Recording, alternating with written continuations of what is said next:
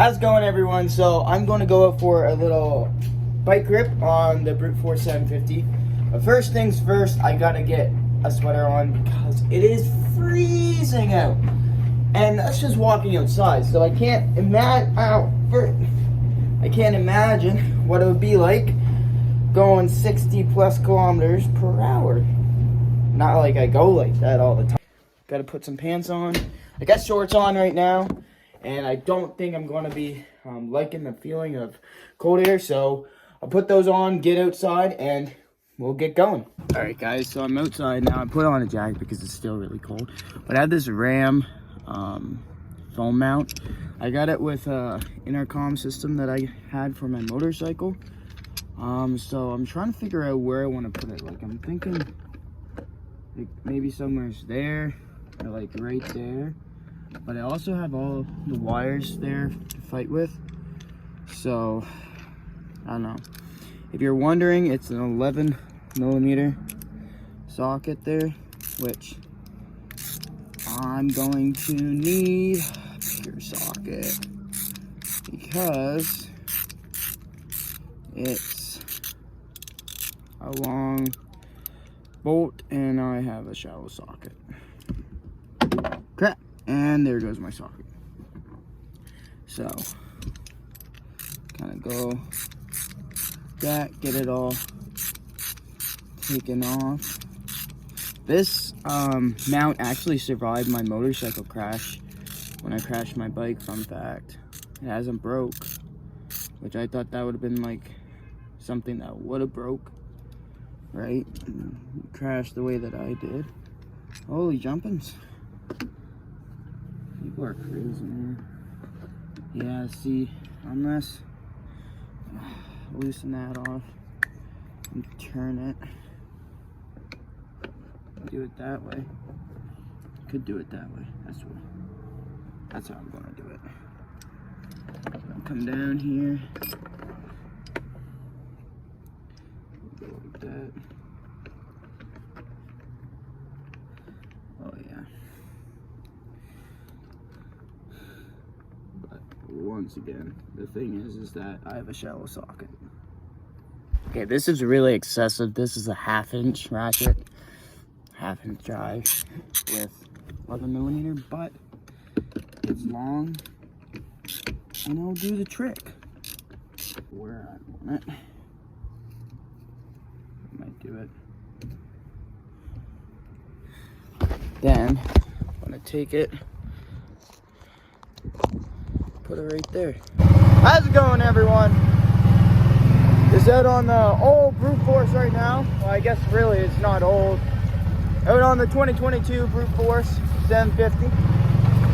Just for a little evening ride.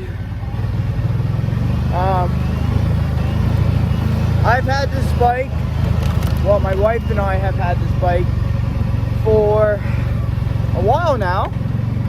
Probably over 2 months, and we have put 932 kilometers, almost 1,000 kilometers on it. And I can tell you from driving it, it really hasn't disappointed me. Like, we've put it on its side, we flipped it over, we buried it underwater, and nothing. It has been very good. Starts right back up usually. It might take a little bit. It's overall really good. Super torquey. I honestly can't complain. Will really like nothing. Like nobody's business. Super comfortable. Yeah. I have no complaints about it. Well, okay.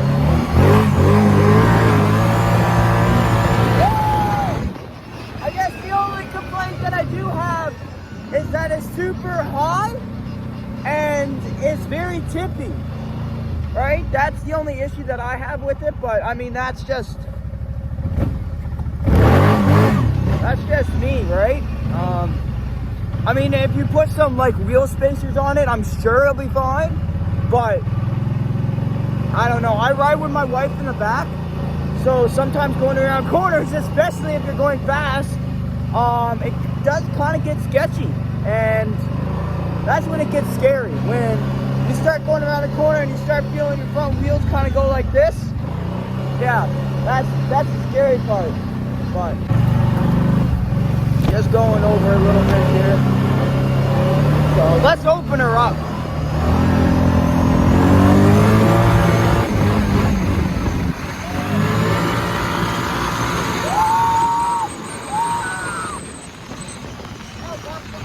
I don't think that you guys just saw that, but I went flying there. I went over some bumps and it just, whoa, flew me right off. Oh well, turning around. But I know that this next little bit that I'm going on, it's pretty straightforward, no bumps, nothing like that. So I'll try to open her up and show you guys what it sounds like.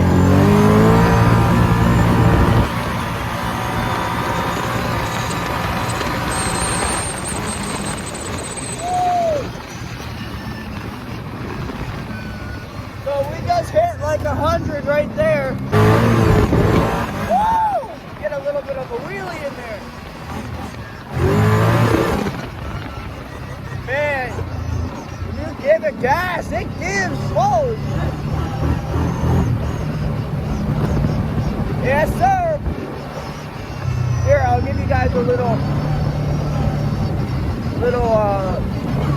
view of the bike, I guess. Give me 1 sec. I'll just pull over right here.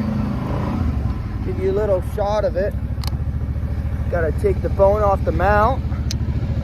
Alright, I will show you it. So this is the 2022 Kawasaki Brute Force 750. Electric power steering, fuel injected, everything that you would ever need in a four-wheeler. Like I said, we have put a lot of kilometers on this. And obviously she is dirty. She needs to be washed. She got all crap up in the axles, which just an FYI, I gotta clean all this, but all this grass, all that jazz will actually break your axles.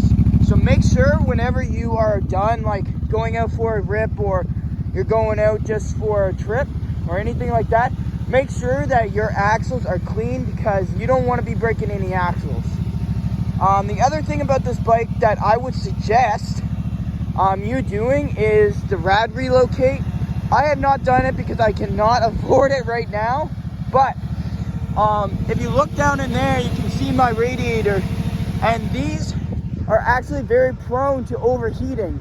I think it was like a couple days or to a week after I was driving it around, my wife and I went over to a different place, and it started overheating, and I did not know what to do, so I just shut the bike off, let it cool down, and then eventually it just, you know, the light went out.